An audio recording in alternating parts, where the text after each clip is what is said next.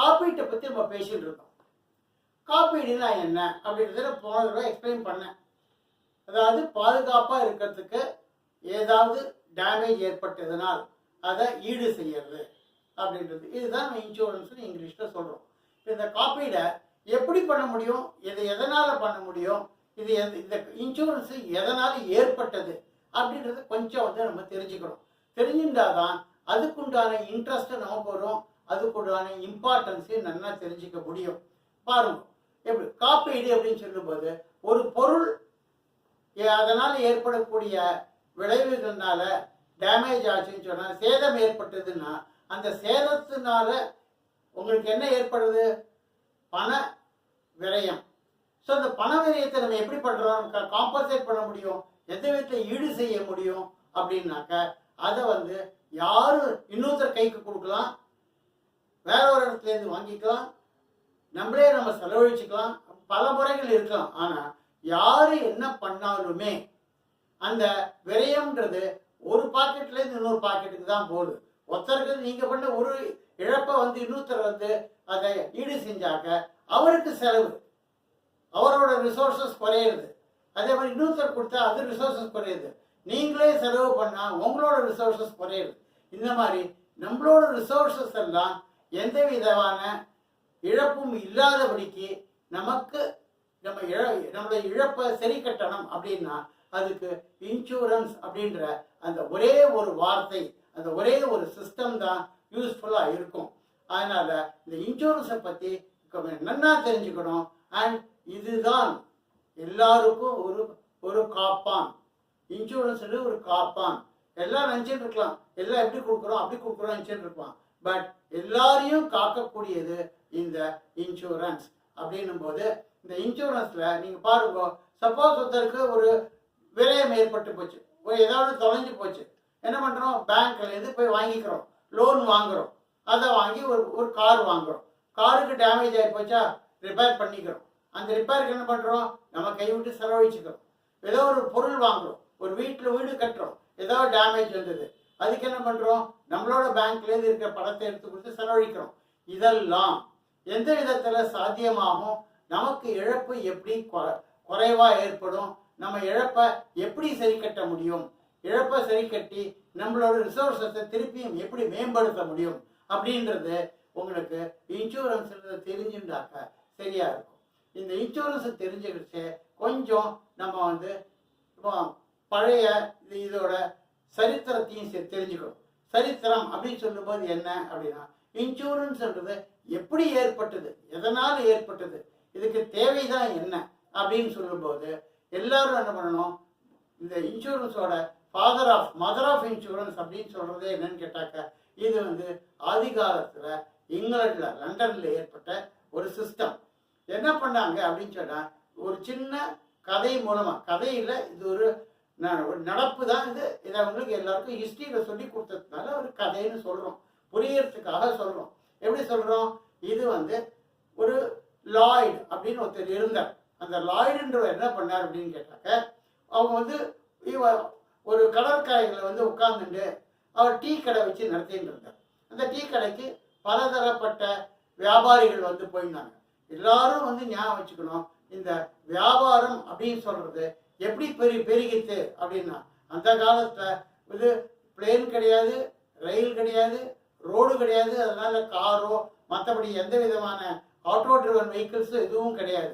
ஒரே ஒரு வழி தான் இருந்தது. ஒரு நாட்டில் இன்னொரு நாட்டுக்கு போனாலும் சரி, ஒரு நாட்டில் இன்னொரு நாட்டுக்கு பண்டமாற்று பண்ணாலும் சரி, எதை மாதிரி இருந்ததுன்னு கேட்டாக்க வாட்டர் டிரான்ஸ்போர்ட், தட் இஸ் நீர்த்துறையை தான் எல்லாரும் பண்ணிட்டு இருந்தாங்க. சின்ன சின்ன பக்கத்துல இருக்க ஊருக்கு போனோம்னா படகுல போவாங்க. ரொம்ப பெரிய ஊர்களுக்கு போனமா இருந்ததுனாக்கா ஷிப்புன்னு சொல்ற பெரிய கப்பலில் போவாங்க. அதுலேருந்து தானியமோ என்னென்ன சாமான்களோ ஆட்களோ எல்லாரும் போவாங்க. அங்கேருந்து போய் அடுத்த பக்கத்தில் இருக்க ஊருக்கு தேவையான இடத்துக்கு போவாங்க. அங்கே போய் வியாபாரம் பண்ணுவாங்க. வியாபாரம் பண்ணிட்டு இந்த மணி பணம்னு சொல்லக்கூடிய என்னென்னா அது எக்ஸ்சேஞ்ச் ஆஃப் மீடியம், அது என்ன பண்ணிட்டு இருந்தாங்க எல்லாரும். இவன் இங்கேருந்து எங்கள் ஊரில் கோதுமை ஜாத்தி இருக்குன்னா இதை கொண்டு போய் அங்கே அனுப்புவான். அவங்ககிட்ட பைசாவாக இருந்ததுன்னா பைசா வாங்கிட்டு வருவான். இல்லைன்னாக்கா இந்த பார்ட்டர் சிஸ்டம்னு சொல்லக்கூடிய பண்டமாற்று முறையில் அவன் ஊரில் அரிசி இருந்த அரிசியை வாங்கிப்பான், கோதுமை கொடுத்த அரிசியை வாங்கிப்பான், பருப்பை கொடுத்த அரிசியை வாங்கிப்பான். இந்த மாதிரி எல்லாரும் என்ன பண்றோம்னா எங்கிட்ட இருக்கிறது ஜாஸ்தியா இருக்கிறது உங்ககிட்ட கொடுக்கறது, அதிகமா இருக்கக்கூடியது ஒரு இடத்துல இன்னொரு இடத்துக்கு போறது, அவங்ககிட்ட அதிகமா இருக்கிறது நம்ம ஊருக்கு வாங்கிக்கிறது. இந்த மாதிரி தான் அந்த காலத்துல வியாபாரம் நடந்துட்டு இருந்தது. இந்த மாதிரி வியாபாரம் பண்ணும்போது எல்லாருமா இந்த ஊர்ல இருக்க அந்த ஊர்ல அனுப்புறதுக்கு ஏற்படுத்தக்கூடிய ஒரே ஒரு சாதனம் என்னன்னு கேட்டாக்க கடல் துறை தான், நீர்த்துறை தான். ஸோ கடல் வழியாக தான் எல்லாமே போயிட்டு இருந்தது. ஸோ ஒரு கடல்ல வந்து இந்த மாதிரி ஷிப்பு போறதுன்னு சொன்னா அது மூலமா இந்த ஊர்ல அடுத்த ஊருக்கு அனுப்பிச்சுட்டு இருந்தாங்க. அந்த மாதிரி அனுப்பும்போது ஒரு இடத்துல ஒரு சமயத்துல எல்லாருமா சேர்ந்து லண்டன்லேருந்து வந்து ஒரு ஷிப்பில் வந்து அவங்க பிளான் பண்ணாங்க. சில வியாபாரிகள்லாம் என்ன பண்ணாங்க, நம்மகிட்ட இருக்க சாமானெல்லாம் என்ன பண்ண போகிறோம், அடுத்த ஊருக்கு அனுப்பலாம் அப்படின்னு சொல்லிட்டு பிளான் பண்ணிட்டு கொஞ்சம் பேர் வந்து ஒரு 3-4 பேராக சேர்ந்து அவங்க வந்து கம்ப்ளீட்டாக அவங்களோட எல்லா சாமானியம் போட்டு படத்தெல்லாம் போட்டு இங்கே வந்து இந்த ஷிப்பில் வந்து அடுத்த ஊருக்கு அனுப்பிச்சாங்க. இந்த மாதிரி ரெகுலராக பிஸ்னஸ் பண்ணிகிட்டே இருக்கும்போது ஒரு முறை அனுப்பச்சு இந்த ஷிப்பு வந்து என்ன ஆச்சு, கடலில் மூழ்கி போச்சு. மூழ்கி போகும்போது என்ன ஆயிடுச்சுன்னா இவங்க அனுப்பிச்ச அத்தனை பொருள்களும் வீணா போயிடுச்சு, எல்லாம் மூழ்கி போனதுனால. ஸோ இவங்களுக்கு என்ன ஆயிடுச்சுன்னா இவங்க போட்ட மூலதனம் இவங்களுக்கு தேவையில்லாம, அதாவது இழப்பா முடிஞ்சு போச்சு. அப்போ அவங்க திருப்பி என்ன பண்ண முடியும், திருப்பி தங்களோட கையில இருக்கிறத போட்டு புதுசாக தான் ஆரம்பிக்கணும்.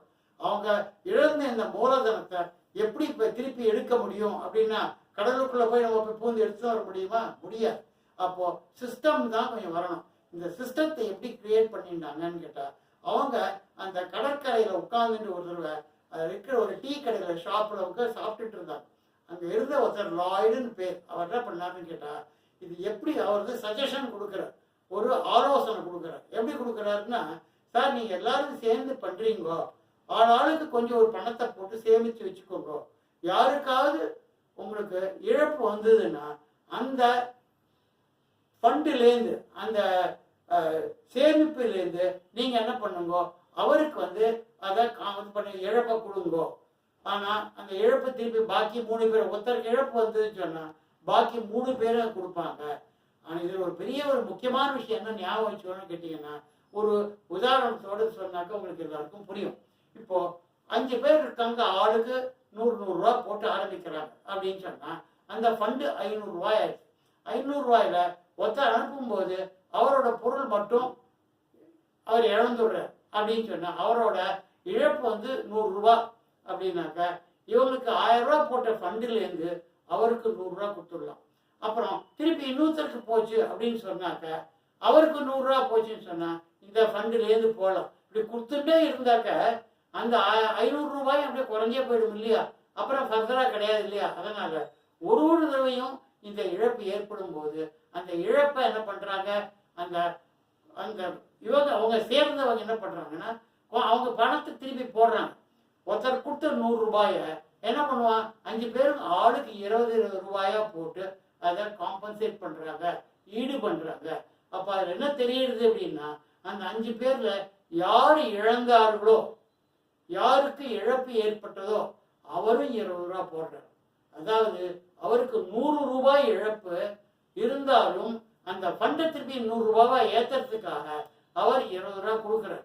இதுல என்ன தெரியுதுன்னு கேட்டா, ஒருத்தர் தங்களோட இழப்பிலையும் பங்கெடுத்து கொள்ள வேண்டும். அப்படி எடுத்துட்டாதான் நம்மளோட சேமிப்பு நிலையா இருக்கும் அப்படின்றத அந்த லாய்டுன்றவங்க எடுத்து சொன்னார். அதன் மூலமா இவங்க பிசினஸ் பண்ணும்போது என்ன பண்ணாங்க, வியாபாரத்தை ஒரு சேமிப்பை ஏற்படுத்தி அதன் மூலமா பிசினஸ் பண்ணாங்க. அதன் மூலமா நல்ல வெற்றிகரமா வந்தாங்க.